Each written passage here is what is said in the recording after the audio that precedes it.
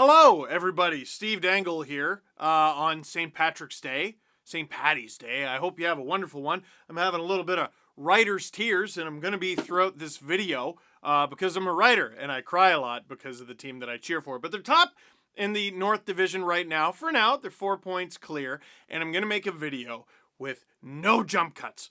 I'm going to try this. I'm going to try to keep it as high energy as I usually do, and I'm going to try to keep the information wonderful and informational. That's a thing. This is already going well.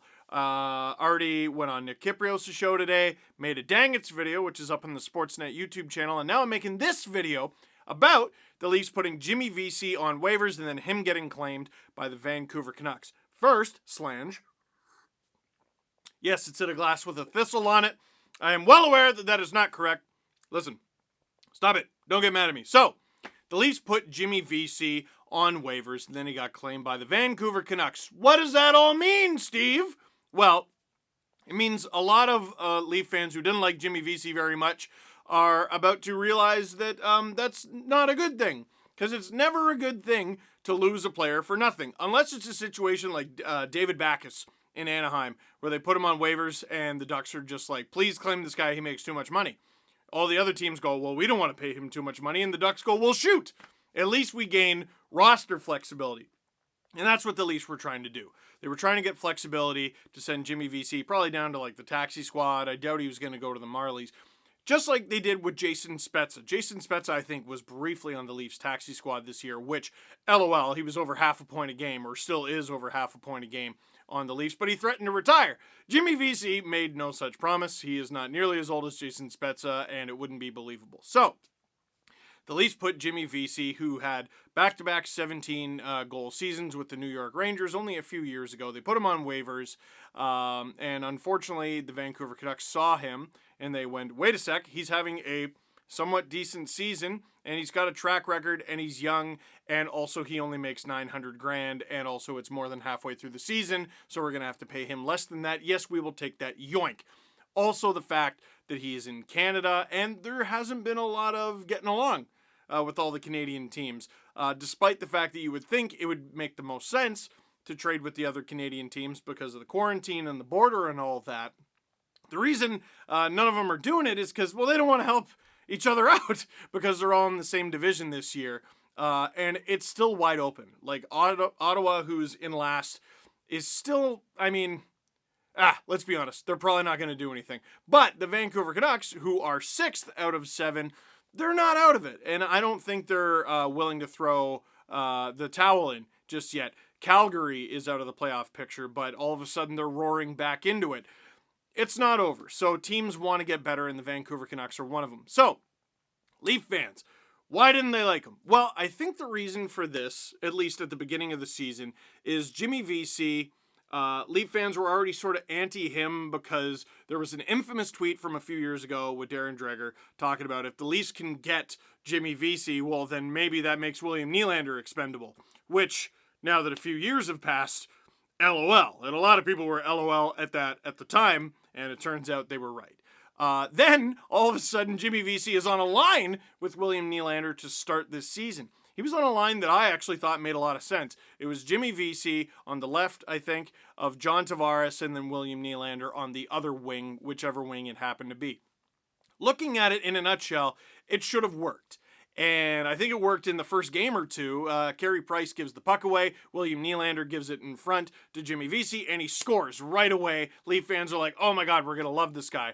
And then I think he scored shortly after. Oh my God, we're going to love this guy. And then he went on a 17-game slump. And the Leafs were crushing it. They were killing it. They were getting production from everywhere. First line, second line, third line, fourth line, first power play unit, second power play unit. They were getting it everywhere, but goaltending and the penalty kill. And Jimmy Vesey was like the only guy not scoring for a while. And for some reason they didn't pick on Alex Barabanov, but they're like, we don't even really know that guy yet. Let's pick on Jimmy Vesey, who was supposed to be better than William Nylander at one point.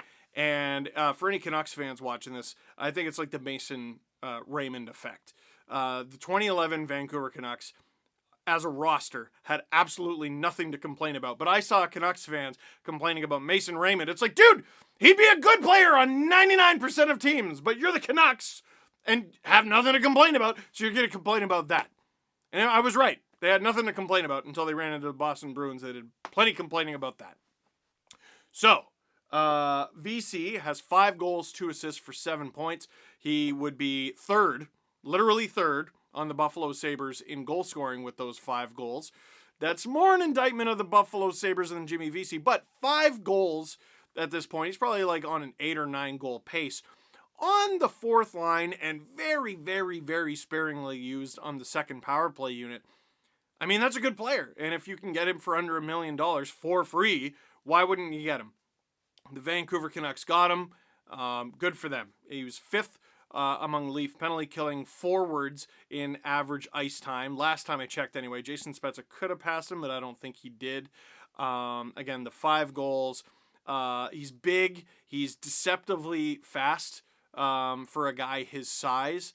I really like him. Now, there was an assessment that I saw of him, as I try to unlock my phone as I'm doing this, from Thomas Drance, who covers the Canucks. And it was, I had it up,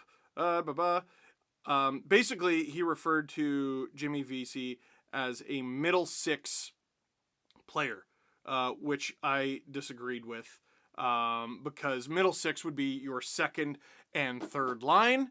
No, I mean, he could, I guess, in a pinch. The Leafs' third line was so much better with Zach Hyman, Pierre Engvall, and Ilya Mikheyev. That's probably more a compliment of Zach Hyman than it is an indictment of Jimmy Vesey, but it was much better. He gets pushed down to the fourth line. He actually had quite a bit of chemistry with Jason Spezza, but you might say, is that because Jason Spezza's sick? And the answer is probably yes. You could put him with an actual pylon. I mean, he had like a highlight of the night goal on a line with Nick Patan, who's on the Marlies right now. Jason Spezza's sick. However, just because I disagree that Jimmy Vesey is a middle 6 forward, he could do that in a pinch. Just because I disagree with that doesn't mean you don't go out and get him. If he's a good player who can kill penalties for you, who can play on the power play for you, who will be more than good enough on the fourth line for you, if you're the Vancouver Canucks and you're trying to win games, why wouldn't you do that? And as Drance pointed out in the tweet that I couldn't find, it's maybe an indication that the Vancouver Canucks, who have had very little cap flexibility over the past few seasons, actually have some, because they were able to claim this player for free without having to give up any money there. So that's good for the Canucks. Unfortunately, they weren't able to get him into his first game with Ottawa. Sounds like there were some paperwork issues there. I would expect him to play in whatever the Canucks' next game is. Now, for the Leafs.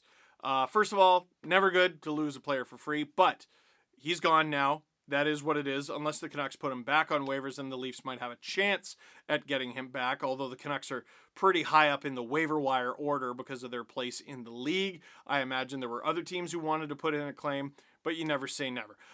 But the big news was, A, Wayne Simmons coming back. Part of the reason that Jimmy Vesey had to be put on waivers is it sounds like the Leafs are going to get some bodies back, Jack Campbell being one of them very soon, and Wayne Simmons being one of them very soon. Simmons coming back and being on the fourth line, extremely good news, although his words after the practice were not exactly the most uplifting. Doesn't sound like he's going to be able to play March 19th or 20th. That's Friday, Saturday against Calgary, but you never know. Didn't sound like he closed the door on that. The big news, Alexander Galchenyuk is going to be playing on the second line, it looks like, with John Tavares and William Nylander. Some people are worried about that. I tell you what. This dude was on the fourth line of the Ottawa Senators. He's barely making over $1 million. He was waived. Nobody wanted him. Former 30-goal guy. I believe I saw on Twitter, consistent like 40 to 50-point guy, at least on average throughout his career.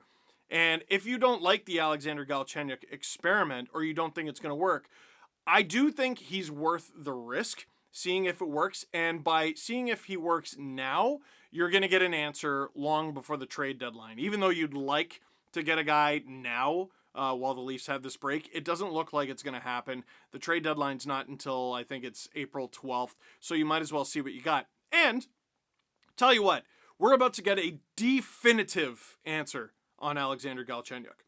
We're about to get a definitive answer on him, because if Alex Galchenyuk cannot get it done with John Tavares as his center and William Nylander as his other winger, well, then that's it.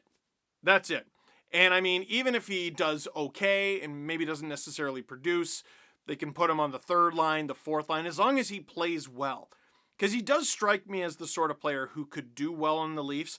I don't think the long-term plan or the playoff plan is to have Alex Galchenyuk on the Leafs anywhere in the top 6, really. I think they would like to go out and get maybe 1 or 2 more bodies, push him further down the lineup. All of a sudden, you've got a fourth line of like Galch, Spezza, Simmons. That's a pretty good fourth line, man. Even with a couple guys who are a little bit up there. I think that's very good. But the video is about Jimmy Vesey getting claimed off waivers, which is the Leafs loss and the Vancouver Canucks gain. So, for now, that is it for this one. Thank you very much for watching. Click like if you like this video. Click subscribe if you really liked it. Tell all your friends.